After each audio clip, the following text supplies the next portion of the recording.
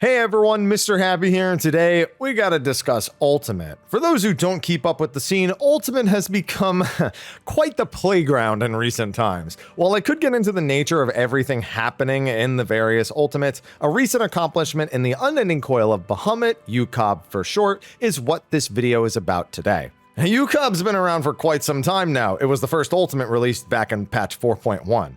And while players newer to Ultimates will still see it as this mountain to climb to achieve legend status, there's also a lot of people who've been doing it for years and they've gotten to the point where they can pretty much do it blindfolded.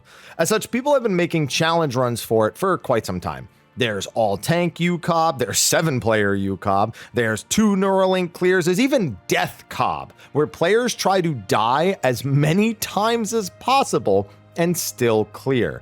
Players have gotten over 100 deaths and still cleared UCOB. It's hilarious when figuring out where to die optimally has become part of your raid plan. Now recently, a new achievement was added to this list. An Enrage clear. Now you see, in phase 3 against Bahamut, there's a secret, sort of secret DPS check that's largely irrelevant nowadays. If you don't reduce Bahamut's health to under 60% before Grand Octet starts and he goes untargetable, then upon returning in the final phase, Bahamut will become enraged, dealing 5 times the damage with all of his attacks. This makes many of those attacks basically unsurvivable without drastic measures. Even the auto attacks are just likely to keel someone over, even if you have all your cooldowns up. It's meant to be a fail condition, but I guess not for one group in particular. A Reddit post from Buns McGruber a few days back confirms that their group managed to kill Golden Bahamut while he was enraged. While it took a bit of luck, persistence was enough to get them across the finish line eventually. They achieved this by bringing 5 tanks, 2 healers, and 1 DPS, massively cooldown stacking for all the auto attacks and apparently praying for no crits. Then tank invulning Akmorns, tank LB3ing some of the Mornifas with every party defensive available, and praying that those Mornifas that weren't tank LB3'd didn't target their DPS. If that singular DPS was ever targeted for a sacrifice Mornifa, nail in the coffin to the run.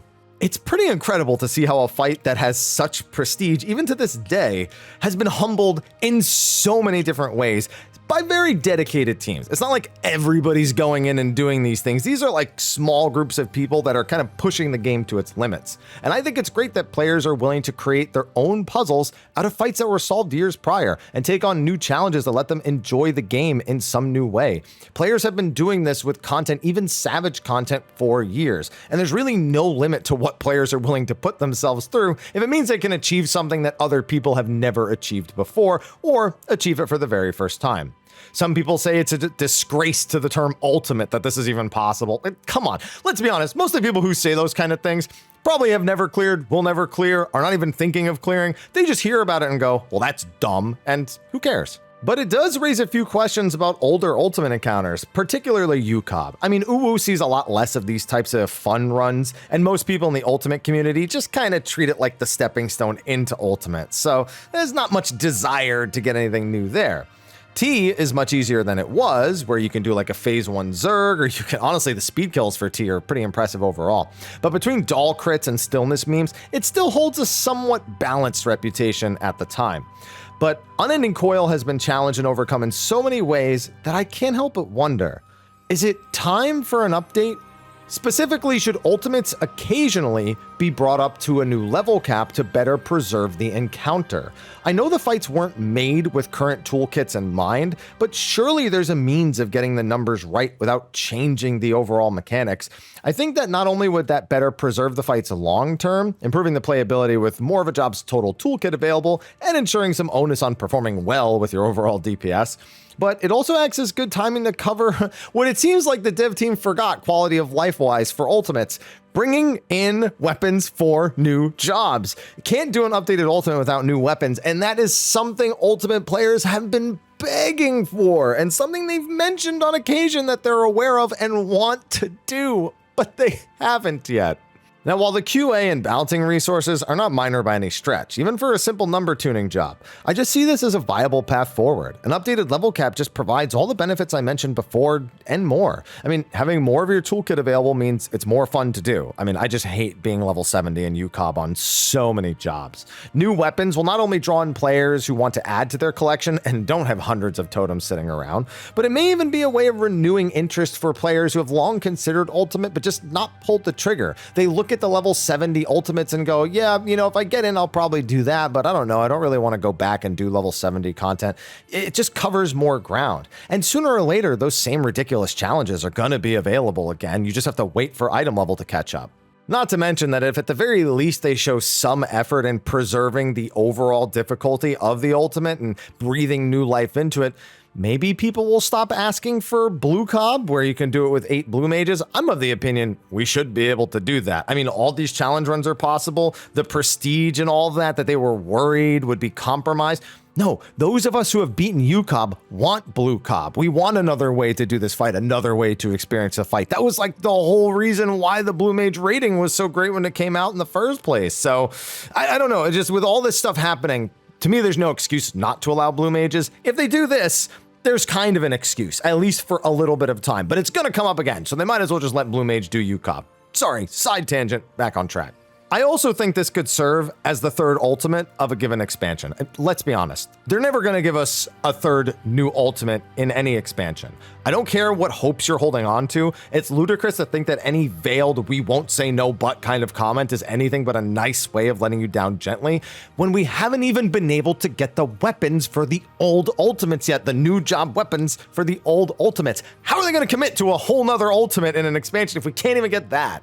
And of course, I'm not just referring to UCOB. Sooner or later, this is going to happen with every ultimate. I mean, the amount of stuff that we've seen people go out of their way to accomplish in other ultimates is staggering. DSR has a kill that is 1 hour, 53 minutes, and 59 seconds long, because they just looped the fight for basically the entire instance before killing it. That's insane. Top was beaten with no healers on content. And again, these are not things that any group can do. These are dedicated groups going way out of their way to push the game beyond its limits. Just because it can be done doesn't invalidate anyone else who struggled with it with a standard comp or whatever. This was specifically strategized. They went out of their way to do this. And I'm not standing against that stuff.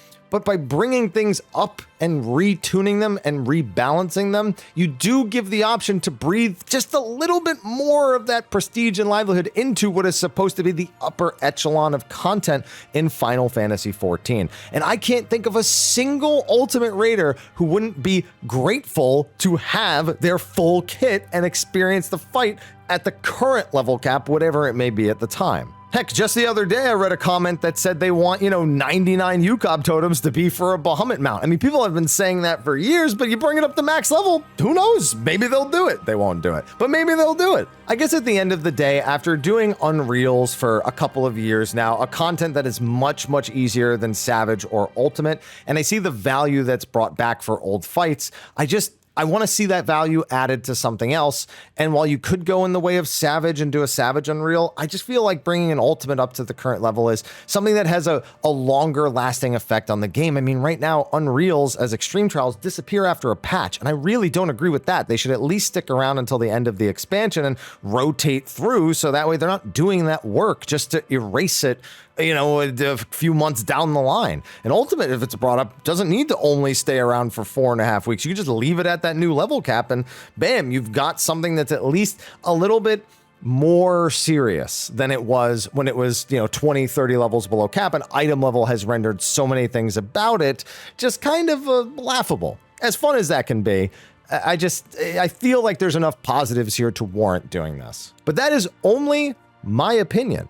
Let me know what you think in the comment section of the video below. Be sure to like and subscribe, and don't forget, we have some more 14 news coming soon. At PAX East, there is going to be a panel. There's a 14-hour broadcast in mid-April, and then, of course, we are waiting to hear about Dawn Trail's release, collector's editions, pre-orders, benchmarks, all of that stuff. So be sure to stay tuned. With that, I will see you in the next video.